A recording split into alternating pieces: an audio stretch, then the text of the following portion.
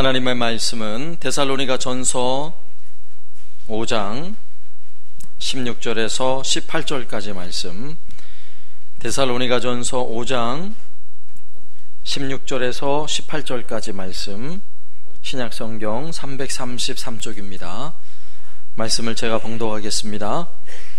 항상 기뻐하라, 쉬지 말고 기도하라, 범사에 감사하라, 이것이 그리스도 예수 안에서 너희를 향하신 하나님의 뜻이니라.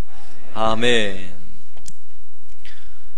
이왕이면 다홍치마라는 말이 있어요. 여러분, 다홍치마가 뭔지 아세요? 조선시대에 한복을 입고 다닐 때 아주 짙은 붉은색 치마를 다홍치마라고 말해요. 근데 왜 이왕이면 다홍치마일까요? 이 다홍치마는 아무나 입을 수 있는 옷이 아니라 아주 귀부인들이나 입는 옷이에요. 그러니까 같은 값이면 그냥 거무죽죽한 거 입는 게 좋겠어요? 다홍치마 입는 게 좋겠어요? 다홍치마 입는 게 훨씬 낫죠. 그죠? 이왕이면 그런 거, 이왕이면 공부를 해도 이왕이면 잘하는 게 좋죠. 이왕이면 1등 하는 게 좋지 뒤에서 1등 하는 게 좋겠어요? 이왕 하려면 잘하는 게 좋아요. 사업을 해도 그래요. 사업을 해도 이왕이면 잘하는 게 좋죠. 사업을 막 전전긍긍 하는 거 별로 좋지 않아요. 이왕이면 100세 시대 사는데 여러분 골골골 하면서 100세 살고 싶으세요? 이왕 사는 거, 100세 사는 거 건강하게 사셔야지. 건강하게. 신앙생활도 마찬가지입니다. 이왕이면 신앙생활도 잘해야죠. 이왕이면 신앙생활도 좀 수준이 높아야죠. 이왕 믿음을 가질 바에 그냥 잔바람에도 흔들흔들하는 이런 믿음이 아니라 산을 옮길 만한 이런 강력한 믿음을 가지고 살아야죠. 가다가 그냥 조그만 돌뿌리에 넘어져서 주저앉는 그런 믿음이 아니라, 그죠? 이왕 기도하려면 기도의 은혜를 알고, 기도의 맛을 알고, 기도의 능력을 맛보면서 기도를 해야 하지 않겠어요? 예. 이왕 찬양을 하려면 찬양의 그 깊은 은혜를 알고 그러면서 찬양하면 얼마나 좋겠어요. 유행가 가사가 나오면 그냥 어깨가 절로 들썩들썩하고 막 신이 나는데 찬송가만 나오면 왜 마음이 침울해질까요? 이러면 안 된단 말이죠. 목사님께서 찬송가 몇 장 하겠습니다 펴보니까 찬송가가 5절까지 있어요. 그럼 바로 마음이 낙심이 돼버려요. 목사님 이렇게 긴 찬송을 한다고. 네? 근데 5절 다 끝나고 나서 한 번 더 그러시는 거야. 그럼 막 찬송하면서 막 시험을 받아.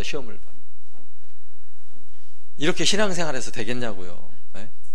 이렇게 찬양을 드려서 되겠냐고. 이왕이면 그 찬양의 깊은 은혜를 맛보고 알아야 하는 것입니다. 오늘 본문에서 우리가 살피는 이 세 가지 내용, 항상 기뻐하라, 쉬지 말고 기도하라, 범사에 감사하라, 이 세 가지 내용이 우리의 신앙에 있어서 아주 수준 높은, 영적인 면에서든 우리의 신앙의 삶의 모습이든 굉장히 수준 높은 것을 우리에게 가르쳐주고 있는 거예요. 그런데 항상 기뻐하라, 쉬지 말고 기도하라, 이건 벌써 끝났어요.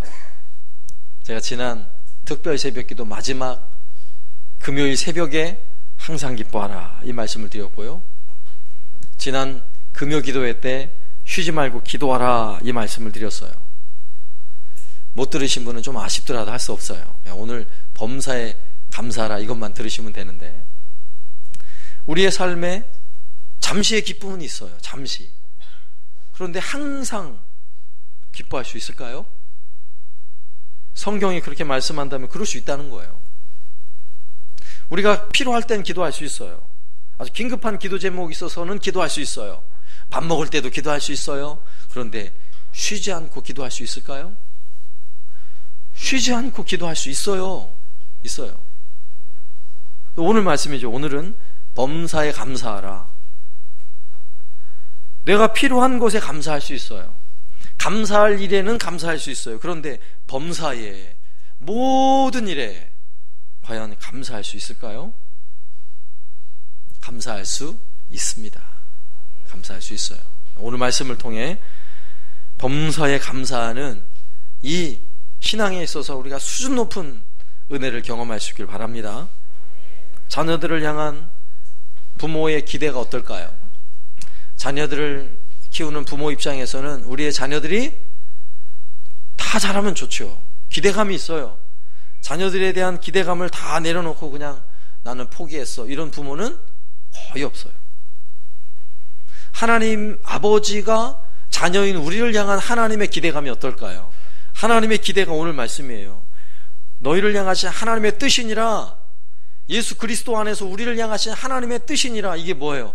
하나님이 우리를 향한 기대라는 것이죠. 그러면 하나님이 우리를 항상 기뻐할 수 있도록, 그리고 쉬지 않고 기도하는 은혜를, 그리고 범사에 감사할 수 있는 이 높은 수준의 그런 하나님의 자녀로 하나님이 우리를 세우기를 원하신다는 이야기는 그렇게 될 수 있다 없다? 될 수 있다는 거예요. 예? 이 은혜를 누리시길 바랍니다. 우리를 향한 하나님의 뜻, 특히 오늘 범사에 감사하라, 정말 범사에 감사할 수 있는 은혜가 오늘 예배를 마치고 돌아갈 때는 정말 범사에 감사할 수 있는 은혜가 충만하기를 주의 이름으로 축원합니다. 그래서 이 말씀의 의미를 우리가 생각해 보면, 첫 번째로 범사에 감사라는 말씀은 믿음에 근거해서 감사라는 거예요. 믿음에 근거한 감사. 범사라는 단어가 사실은 굉장히 부담스러운 단어예요. 범사에. 우리가 감사할 일은 얼마든지 감사할 수 있다고요. 내가 기도를 했는데 하나님이 응답을 해주셨어. 그럼 하나님 감사합니다 할 수 있어요. 우리 안태영 전국체전에서 금메달을 땄어. 그럼 하나님 감사합니다 할 수 있잖아요. 이런 거는. 특별히 하나님께 감사할 일에 대하여 감사할 것은 그것만 감사한다면 오늘 범사에 감사하라 이렇게 말씀하지 않겠죠.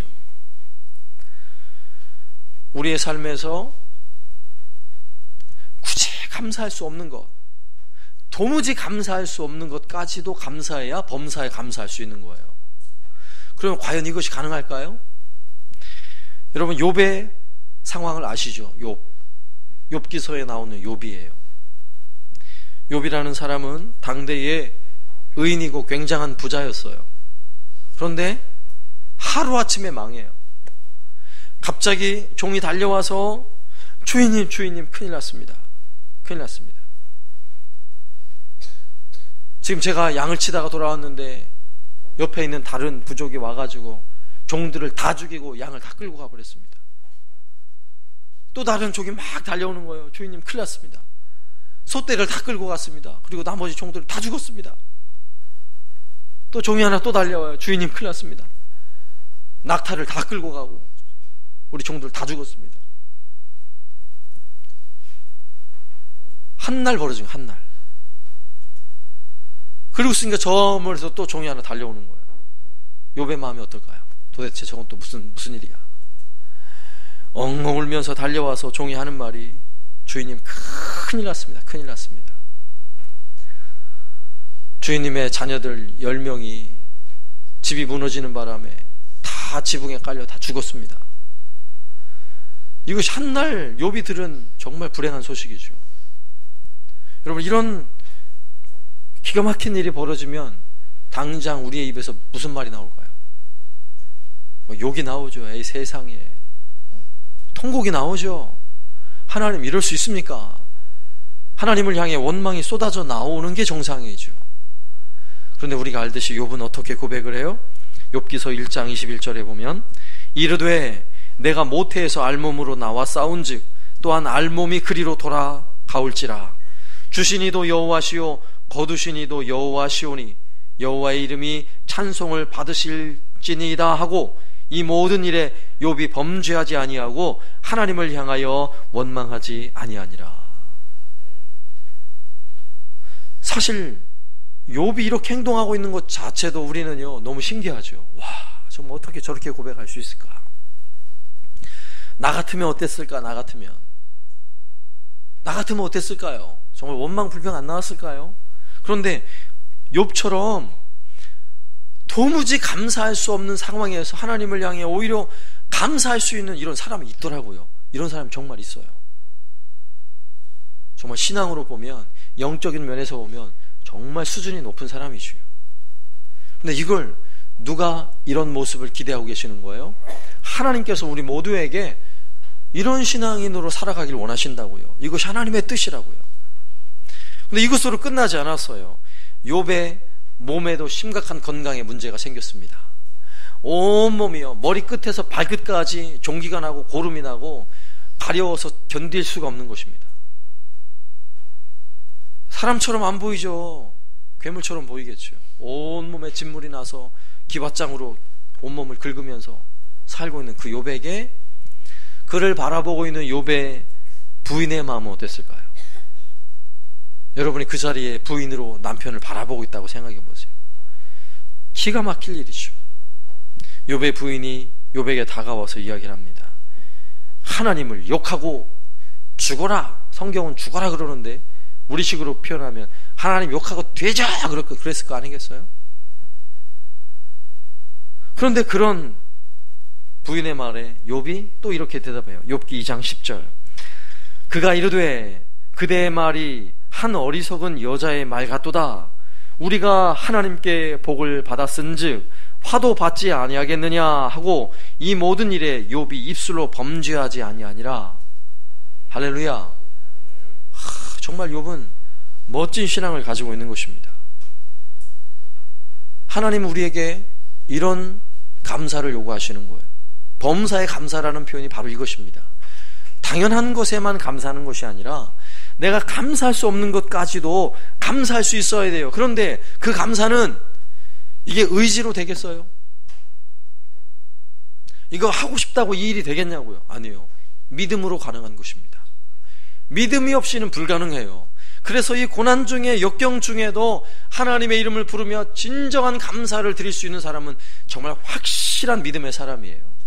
그 믿음은 어떤 폭풍이 불어와도 넘어지지 않는 굳건한 믿음인 걸 전 확신합니다.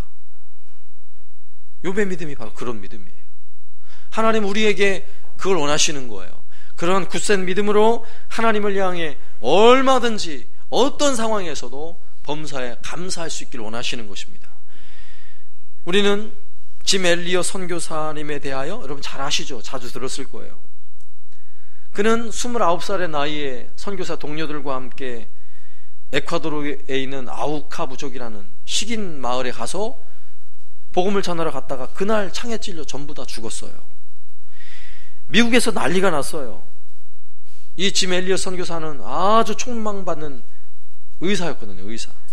그러니까 언론 보도 나오는 내용이 순원망과 불평이에요. 이건 도대체 이건 웬 낭비야, 무모한 짓이야, 이건 광신도야, 뭐 이러면서 난리가 났어요. 한 기자가 짐 엘리엇의 아내에게 찾아와가지고 도대체 이게 무슨 낭비입니까? 이렇게 이야기를 한 거예요. 그때 짐 엘리엇의 아내는 이렇게 대답해요. 낭비라니요. 낭비라니요. 나의 남편은 어려서부터 이 순간을 위해 준비해온 사람입니다. 이제야 꿈을 이룬 것입니다. 남편의 죽음을 낭비라고 말하지 마십시오. 너무 멋있지 않아요? 네? 얼마나 멋있어요. 영적인 수준이 너무나 고차원인 거예요. 통곡하며 맞아요, 맞아요. 이래야 될 상황인데 오히려 감사하는 거예요. 그 상황을. 나의 남편이 젊어서부터, 어려서부터 준비해왔던 과정이, 이 꿈이 이루어졌습니다. 주님을 위해 죽는 것이 꿈이었어요. 꿈. 얼마나 멋져요, 그 고백이.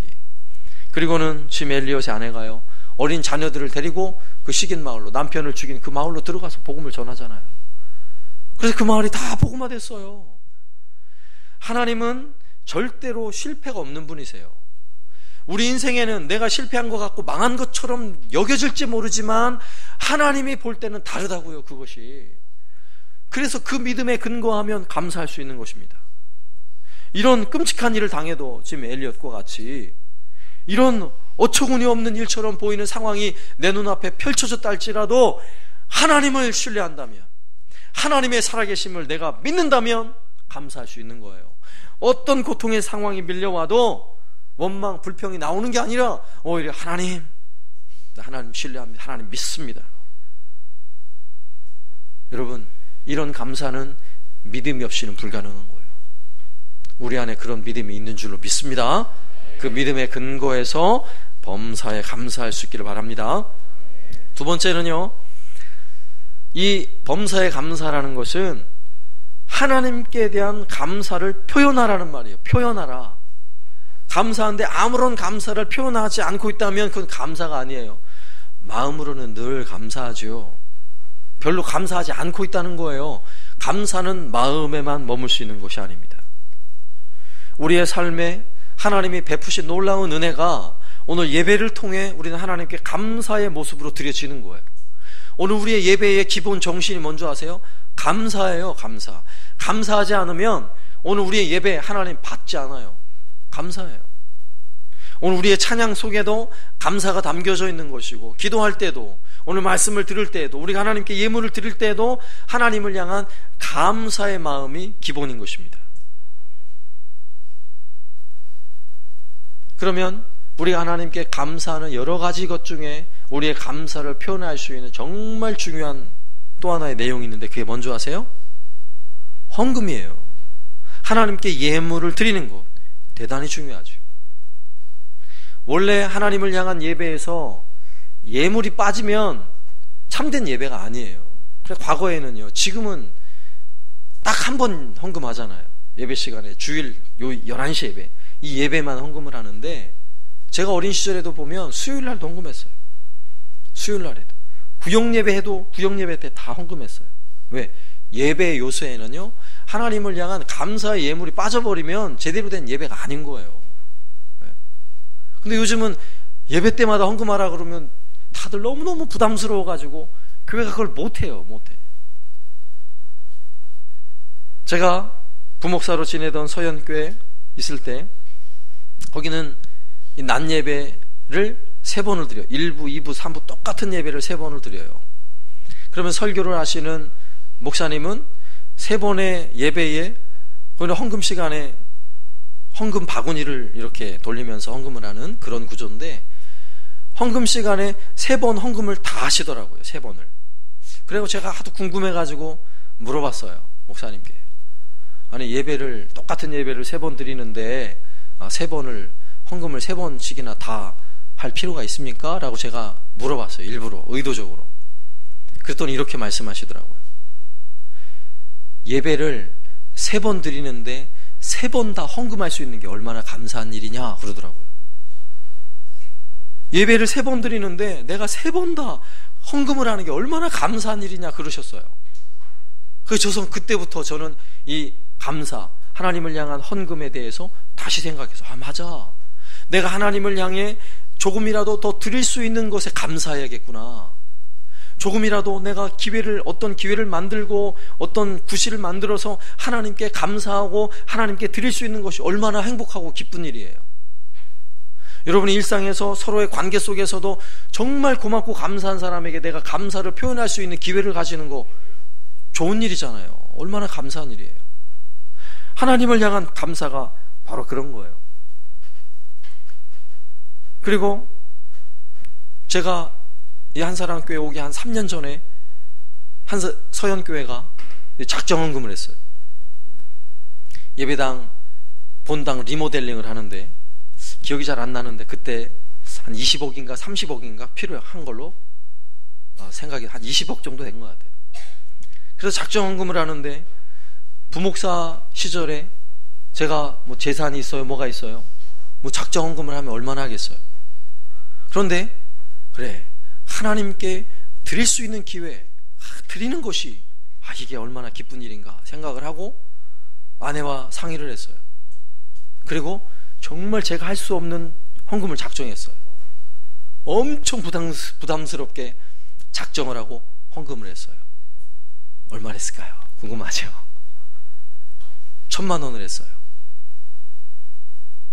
근데 제가 하면서도 내가 서현교회에 내가 평생 있을 사람도 아니고, 부목사라 그러면 내가 그쯤엔 적어도 2, 3년 안에 내가 교회를 나갈 건데 내가 이 헌금을 내가 해야 되나? 이런 마음이 들 수 있잖아요. 그죠? 그런데도 하나님께 드리는 일에 내가 힘을 다해서 할 수 있는 기회에 해보자는 마음이 든 거예요. 그래서 작정을 했어요. 다 했을까요? 못했을까요? 제가 부목사 만 6년을 지내고 왔는데 퇴직금 감사하게 작정원금 다 드리고 왔어요. 그런데 세상의 눈으로 보면 얼마나 어리석어요. 너무너무 어리석죠. 전 너무너무 감사했어요. 내가 이렇게 힘써 할 수 있었구나. 너무너무 감사했어요. 그리고 나서 제가 한사랑교회 와서 가끔 이런 생각이 들어요. 가끔 이런 생각이. 야, 그래. 내가 하나님께 힘써서 1,000만 원밖에 안 했는데 하나님이 나에게 2,300평 나한테 줬구나. 한사랑교회 2,300평. 2,700평이래. 2,700평이래. 죄송합니다. 2,700평을 저한테 주신 거예요. 얼마나 감사해요. 와, 이 3층짜리 예배당 건물을 준 거 아니에요. 저도 내 거예요. 여러분도 여러분 거지만 저도 내 거예요. 그런데 거기다 덤으로 보너스까지 주셨는데, 진양호도 주셨어. 진양호 보너스야. 저녁마다 산책을 하면서 진양호를 돌 때 하나님이 진양호 공원도 주셨어. 보너스로. 저 얼마나 감사한지 몰라요. 근데 하나님께 내가 힘써 드릴 수 있을 때 드리는 즐거움 여러분 아세요? 드려보신 분은 알아요. 정말 내 마음에 기쁨이 있어서 때로는 부담스러워요. 어찌 안 부담스럽다 하면 거짓말이죠. 그럼에도 불구하고 하나님께 즐겨 드리면 하나님은 공짜가 또 없으세요. 하나님이 공짜가 있을 것 같죠?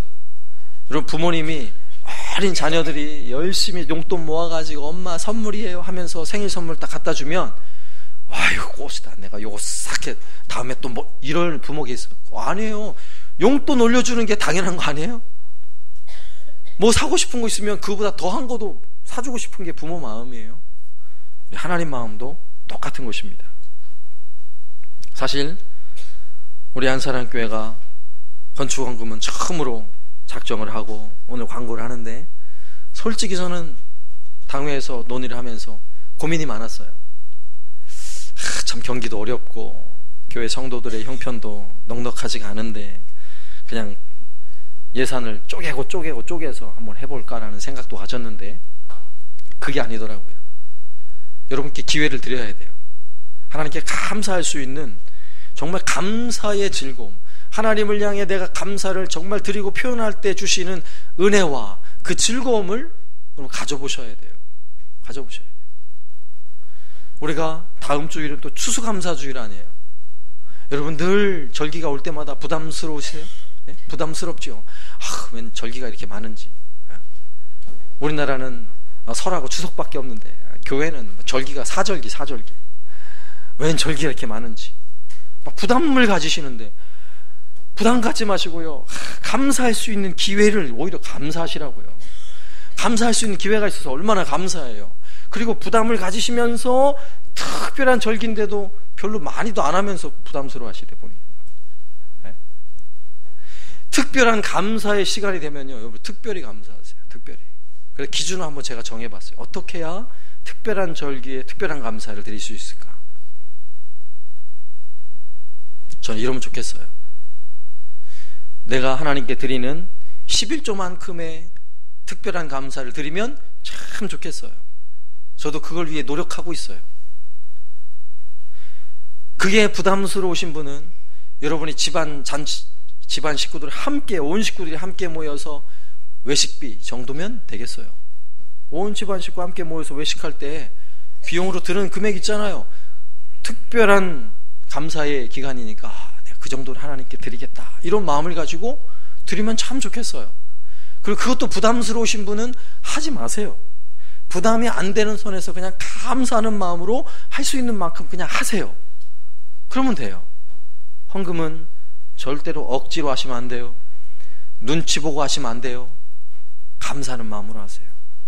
여러분 마음에 감사하는 마음이 생기면 얼마든지 감사하시고, 내 마음에 아직도 그 마음이 생기지 않으면 여러분 마음에 막 아까워가지고 손을 떨면서 헌금하면 하나님 기뻐하지 않으세요. 여러분 마음에 감사 있는 대로, 마음에 감동을 주시는 대로 하나님께 감사를 표현할 수 있기를 바랍니다. 이게 범사에 감사의 의미라는 거죠.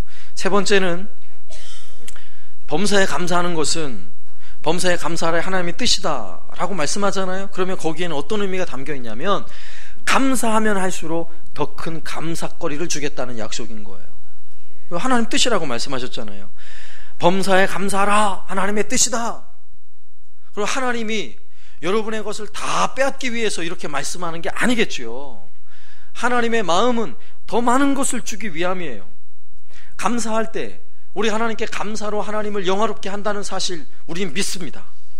우리 마음에 하나님을 향한 진실한 감사가 넘쳐나면 넘쳐날수록 하나님이 너무너무 마음이 기쁘세요. 그런데 하나님 기쁘시게 해드리고 손해보는 사람은 없어요. 심지어는 여러분 서로의 관계 속에서 누군가에게 진실한 감사를 했는데 손해볼 사람 있어요? 없어요. 누구든지 간에 감사는 손해볼 일이 없어요. 그러나 원망하고 불평하다가 손해본 사람은 엄청 많아요. 그죠? 집에서도 애들이 철들기 전에 엄마가 나한테 해준 게 뭐 있어? 그랬다가, 그죠? 돼지게 맞죠. 불평하다가는 큰일 나요. 그런데 별로 해준 게 없어도 엄마가 해준 건 왜 이렇게 맛있어요? 엄마가 해준 게 최고예요. 엄마 나를 위해서 이렇게 맛있는 요리를 날마다 해주셔서 너무너무 감사해요. 아, 이러면 뭐 때때로 고기가 나오죠. 감사는 손해가 없어요. 절대로 손해가 없습니다. 누가복음 17장에 보면 10명의 나병 환자가 있어요. 10명의 나병 환자. 예수님 지나갈 때 살려달라고, 불쌍히 여겨달라고 소리를 외치니까 예수님께서 10명의 나병 환자들에게 제사장에게 가서 너희 몸을 보이라 이렇게 말씀하셨어요. 문둥병에 걸린 사람이 제사장에게 찾아갈 때는 단 한 번의 상황밖에 없어요. 내가 다 나았을 때. 내가 다 낫지 않았는데 문둥병 가지고 찾아가면요, 이게 부정한 사람이 제사장을 찾아 큰일 납니다. 다 나았을 때 찾아가는 거예요. 그런데 제사장을 향해 가다 보니까 10명의 이 나병 환자들의 이 문둥병이 다 나은 거예요. 깨끗이 나았어요. 가다가 깜짝 놀랐어요. 오, 이거 봐, 이거 봐. 오, 깜짝 놀랐어요.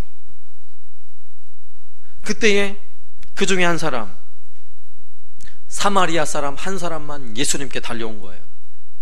그리고 누가복음 17장 16절에 보면 그 사마리아 사람이 예수님 발 앞에 엎드려서 감사했다라고 성경 말씀하고 있어요. 발 앞에 엎드려서 감사했다. 그러한 감사하는 그 한 사람에게 예수님은 누가복음 17장 17절에서 10사람이 다 깨끗함을 받지 아니하였느냐? 그 9은 어디 있느냐? 이렇게 그 9을 찾으셨어요. 감사는 너무나 당연한 것인데 감사를 다 할 것 같죠. 다 감사하지 않더라고요. 누가복음 17장에서 보면 10명 중에 한 사람만 제대로 감사하더라고요. 10명 중에 한 사람. 그런데 더 놀라운 사실은 뭔지 아세요? 하나님께 감사한 그 한 사람에게는 육체의 질병이 고침을 받았을 뿐만 아니라 구원을 받잖아요. 내 믿음이 너를 구원하였느니라. 구원의 은혜를 받아요. 천국의 은혜를 받는다고요. 그러면 병에 고침받은 것에 감사하고 나니까 천국에 감사할 수 있는 은혜를 주신 거예요. 감사가 이렇게 기적을 낳는 것입니다. 내가 지금 눈물을 흘리면서 감사할 수 있는 사람은요, 반드시 웃으면서 감사할 일이 생길 줄로 믿습니다. 네? 내가 지금 걸으며 땀 흘려 걷는 것에 감사하는 사람은요, 내가 뛰면서 감사할 수 있는 기회가 생기고요, 하늘을 날면서 감사할 수 있는 기회가 생기는 거예요. 이게 감사의 기적이에요. 내가 그동안에 감사를 잘못했다면 감사하는 사람들을 한번 잘 보세요. 내 주변에서 정말 하나님께 감사하는 사람들, 그들의 삶을 가만히 보고 있으면요, 배울 게 있어요. 배울 게. 그러나 한번 또 보세요. 일상에 늘 틈만 나면 원망하고 불평하는 사람을 또 잘 보세요. 그 삶이 어떤지. 그 대표적인 사람이 이스라엘 백성들 광야 40년 다니는 동안에 그들의 삶에 감사거리가 얼마나 많아요. 아침마다 만나를 내려주세요. 물이 없는 그 광야 한복판에서 반석에서 물이 솟아나게 하세요. 그 뜨거운 태양빛을 구름으로 가려주셨고 그 밤의 추위를 불기둥으로 지켜주셨어요. 수도 없이 감사해야죠. 그러나 광야의 이스라엘 백성들의 특징은 뭔지 아세요? 원망하고 불평하는 백성들이었다는 사실이에요. 그들은 광야에서 다 죽었어요. 원망하며 불평하던 백성들, 그 광야에서 다 죽었어요. 만나를 먹으면서 죽었고요, 구름 기둥과 불 기둥 아래에서 죽었어요. 이게 기가 막힌 일이에요. 우리 삶도 마찬가지인 것입니다. 우리 삶도 범사에 감사할 수 있길 바랍니다. 범사에. 우리가 바로 누가복음 17장에 나왔던 그 10명 중에 한 사람이 될 수 있길 바랍니다. 네? 한 사람. 당장 달려가서 예수님 발 앞에 엎드려 감사하는 그 한 사람. 하나님이 내게 주신 것에도 감사하고, 앞서 욥의 이야기처럼 내 것을 뺏어간 것에도 감사하고, 내게 있는 것에도 감사하고, 나에게 없는 것에도 감사하고, 내가 성공하게 해주신 것도 감사하지만 때로는 실패한 것도 하나님 감사합니다라고 진실한 감사를 하나님께 드릴 수 있는 정말 그 한 사람, 하나님이 그 감사를 너무나 기쁘게 받으시는 그 한 사람, 저와 여러분이 되시기를 살아계신 예수님의 이름으로 축원합니다. 아멘.